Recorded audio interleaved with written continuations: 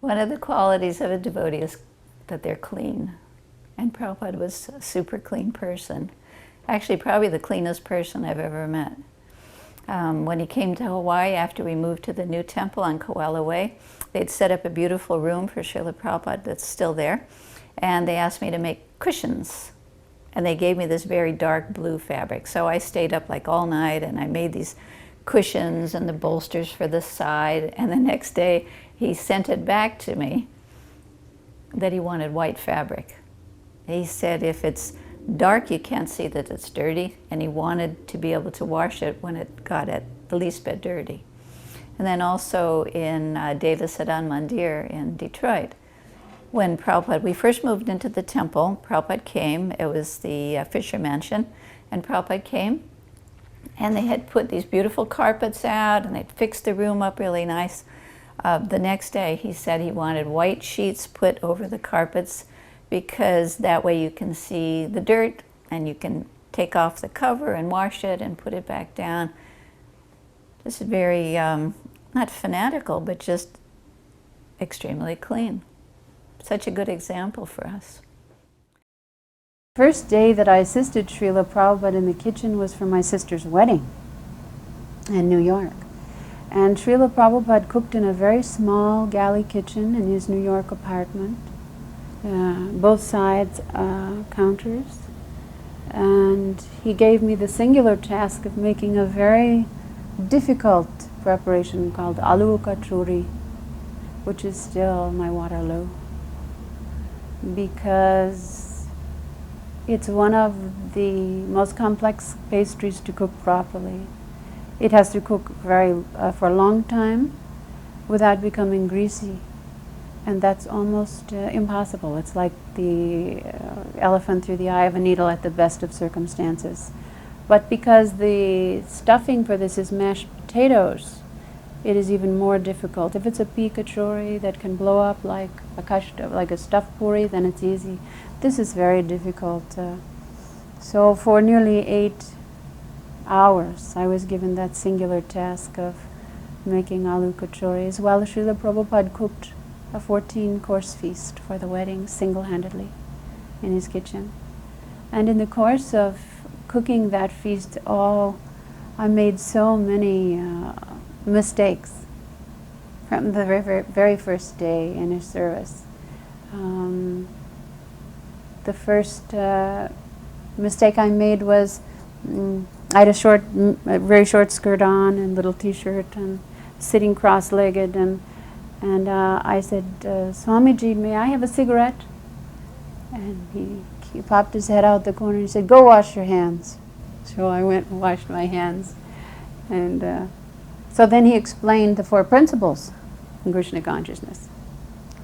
4 prohibitions: no meat eating, no gambling, no illicit sex life, no intoxication.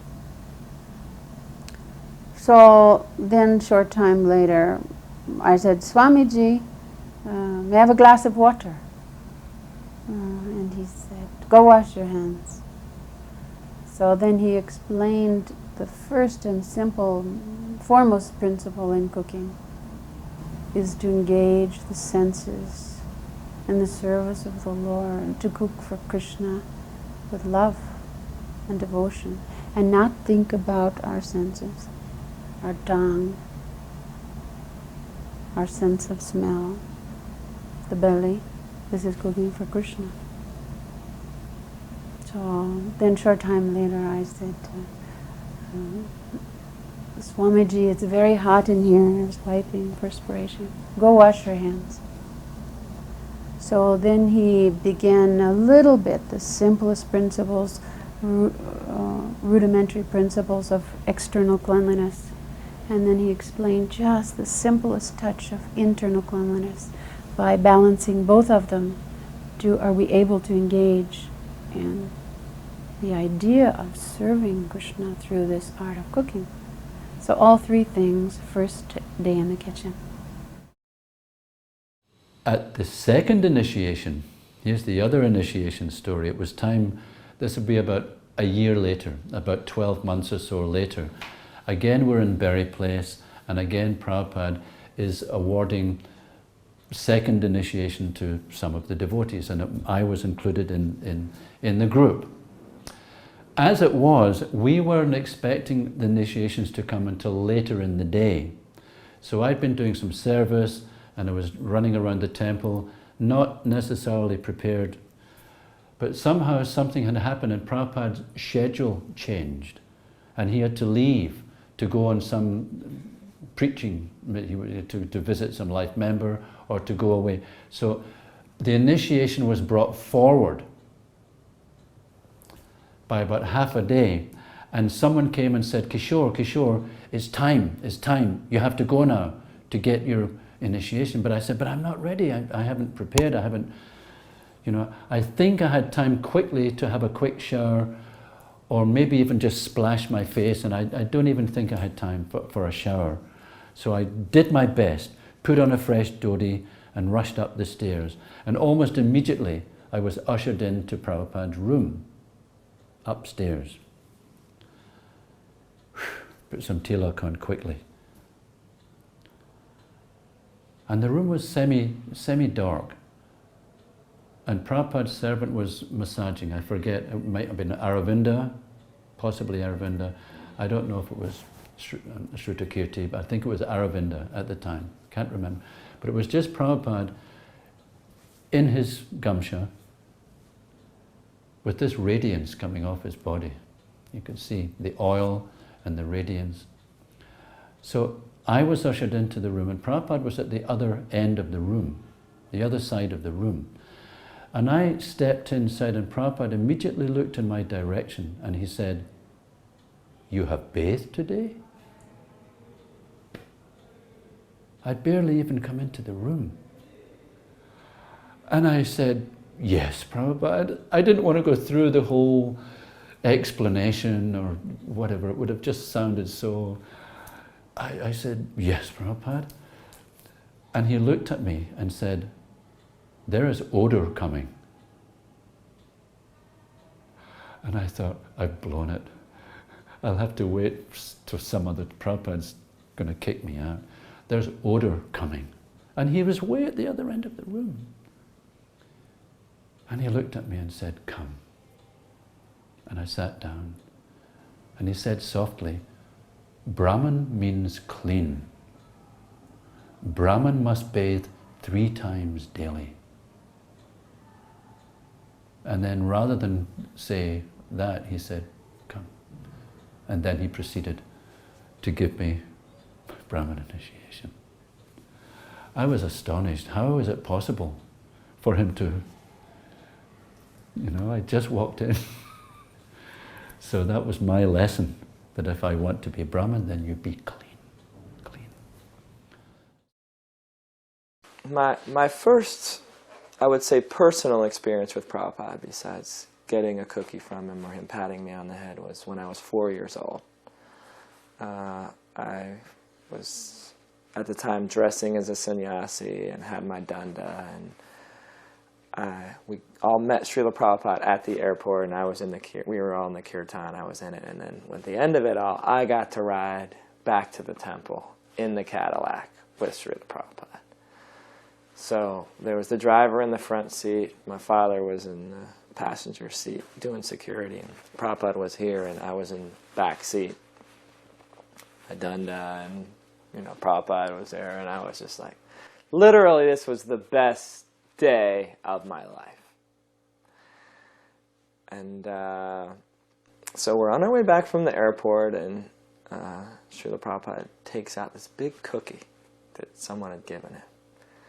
And he could see that I was obviously interested in the cookie. So he broke it in half and gave it to me, and I just ate it down real quick, just buried the thing. I was, super excited, and then I'm sitting there, and Prabhupada is just barely got into his. I think he was talking to, I think, Hari Sare or somebody, whoever's in the front seat, the driver. He was talking to the driver, and didn't eat his right away. So I'm sitting there with mine finished, and Prabhupada still has his thing, and I'm thinking, oh my gosh, I'm a Brahmin. I'm supposed to wash my hands. And Prabhupada's sitting right next to me, and he's going to see that I don't wash my hands after I eat. And I'm 4 years old. This is the biggest problem that I could ever have.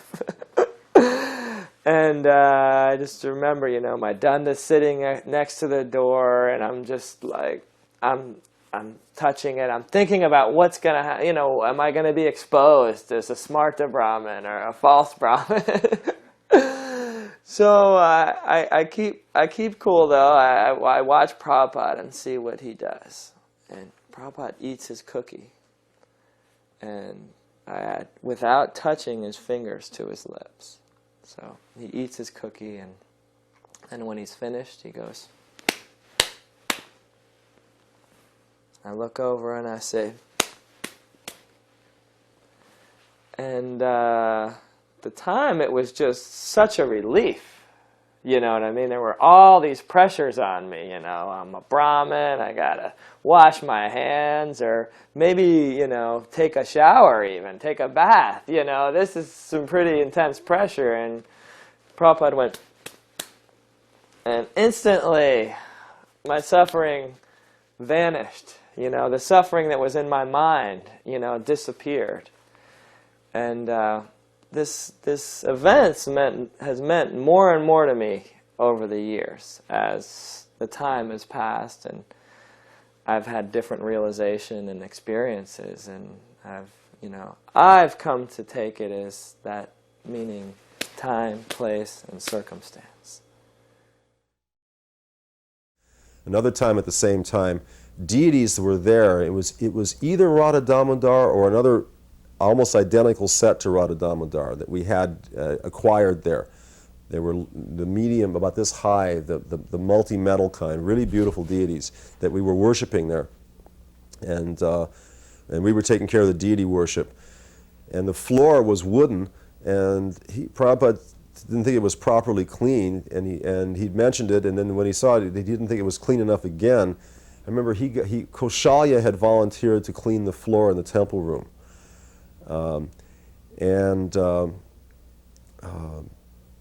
Prabhupada said, well, okay, this is how you do it. You're not doing it properly. Do it like this. And Prabhupada pulled his dhoti up and got down on his hands and knees. And he had a pot of water, right, and another pot. He said, get 2 pots, right? One for dirty water, one for clean water. And he took a rag and he put it in one pot of water. He got down, he scrubbed the floor, right? Then he went to the other pot and he wringed it, then he wringed it out into that, and then he rinsed it, and then he put it in fresh water and put it back down, wring it out, and then went back down and mopped up what he'd done. He said, in this way you will keep one that is clean and one that gets dirtier, and always rinse the rag and then soak up the dirt. That way you'll pick up the dirt rather than just moving it around. But he spent like 2 or 3 minutes down on his hands and knees scrubbing the floor in front of the deities. I remember that was a nice thing to see him do. He didn't hesitate to do it at all. He got right down and showed Kaushalya exactly how he wanted it done. On one trip from Delhi, Prabhupada was headed to, he usually traveled west. But from Delhi we went to Bangkok, which is almost 10 hours, and then he was going to have another 10-hour flight. So we get to the airport, we're sitting in a transit lounge, and we were changing airlines, everything. We had to go through customs, immigration. After flying 10 hours, maybe Prabhupada, I'm not sure what his health was at that situation, but when we were sitting down in transit, he said to me, I need to take bath. He said, I have to refresh. He said, I feel I need to refresh. It was like a feeling, he said. He said, can you get my things? And the suitcases were right over there because they were getting transferred through customs. So I opened up his suitcase and get everything, which meant I had to get a gamsha, I had to get a towel, his lota, there's no showers. He wanted to bathe. Like we're walking into a shower, walking into a bathroom that's the size of a factory, you know, big 20 sinks, toilets, urinals, people in and out constantly. And so I get everything and we go in. So I'm waiting for him, of course. I don't know how we're going to do this. And he said, okay. He said, we'll go by the sink. He said, you fill. So he tells me, Prabhupada tells you what to do. So we're in a very public men's room in the airport. And I'm literally like bathing. It's like an Abhishek ceremony going on. You know, Prabhupada's squatting and I'm bathing him. Just, he's soaping. And people are walking in, passing urine, going to toilets, washing their hands. And there's an attendant there. Not doing anything, but he's there. He's visibly unhappy, let's say. His water splashing all over the floor. And Prabhupada, it's like we were in his room, I mean, he's literally, Prabhupada was on such a different level than everyone else. Sometimes you noticed it. I always say traveling with him was the most fun because he was just so aloof from everyone. He always just did things the way he wanted. And if someone said things, his tendency was he didn't hear even. He didn't understand English, he didn't hear, whatever it was, he'd just go on his way. He didn't care. He didn't have anyone to impress or feel shame from, nothing. He had no desires other than to serve. And this was part of it, He said, I have to refresh. So we go do everything. It was wonderful in a sense, here we are. And I got the bathe. It's the only time I did a Abhishek to him when I was with him as his servant. It was pretty special. And then I help him dress, puts on his dhoti kurta, and we head out. So of course, as we're heading out, this attendant's at the door, and I don't know what he's saying in his Thai language. He's just going off, And again, Prabhupada, obviously he heard him, but he's just walking out. So I'm walking behind Prabhupada. And when I was with Prabhupada, of course, I did not at all have that aloof mentality that he had. Sometimes I would become, I just wanted to hide, I hate to admit it, I was a rascal, I didn't see things the way he did. I was always concerned what others were thinking.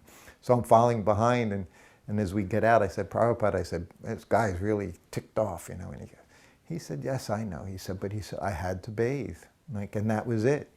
He knew what he had to do, and he did it. And that's the way Prabhupada was. If something needed to be done, he just did it. There was nothing to interfere with it. So even we were in the most public place ever, for him it was just did what he did.